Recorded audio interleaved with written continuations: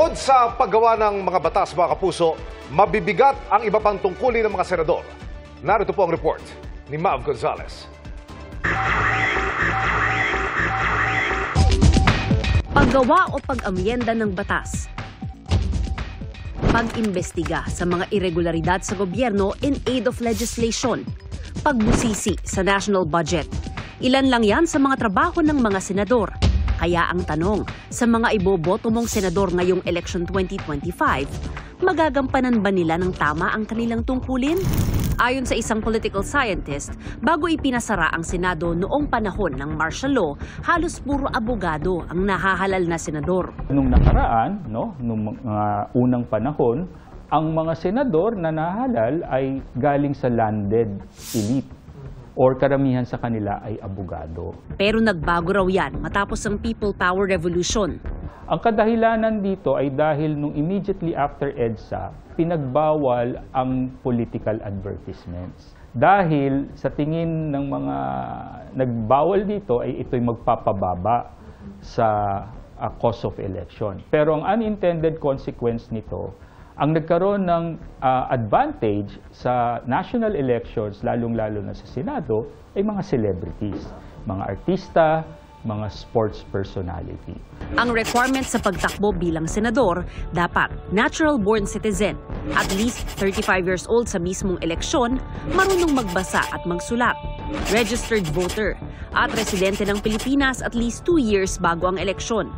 Ang tanong, bakit hindi requirement ang pagiging abogado, lalo't ang tawag nga sa kanila ay mambabatas? Kasi ang pagtingin ng konstitusyon natin, ang pagtakbo ay parte ng karapatan natin bilang mga tao. So, hindi siya naglagay ng property, literacy, or any other substantive requirement. Nakalagay din sa konstitusyon natin na bawal mag-impose ng property, literacy, or any substantive requirement pagdating sa exercise ng pagboto, pagtakbo ang ating Kongreso. Kasama rin sa trabaho ng mga senador ang maging judge sa impeachment court, pagkilati sa appointed cabinet members ng Pangulo kung miyembro ng Commission on Appointments, magdeklara ng state of war bilang bahagi ng Kongreso, gayon din ang kapangyarihang palawigin o bawiin ang martial law declaration ng Pangulo o pagsuspinde ng writ of habeas corpus, magbigay ng special power sa presidente sa gitna ng digmaan at iba pang national emergency,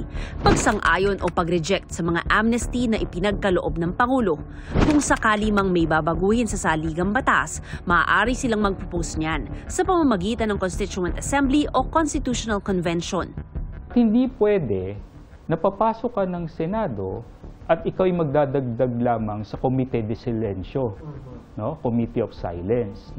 At hindi naman pwede na tatakbo ka sa Senado, sasayaw ka lang, or mangangako ng kung ano-ano. Tandaan po natin, ang Senado ay hindi game show at hindi ito ang lugar upang mamudmod ng kung ano-anong premyo. Ang Senado po ay institusyon kung saan kinakailangan ay mga seryosong tao na malalim ang pag-uunawa sa polisiya o batas.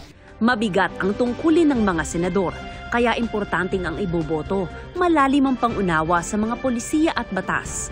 Kasi may mga pag-aaral kasi ang mga botante, mas concerned sila pag malapit sa kanila. Halimbawa sa barangay level, sa munisipyo, sa syudad.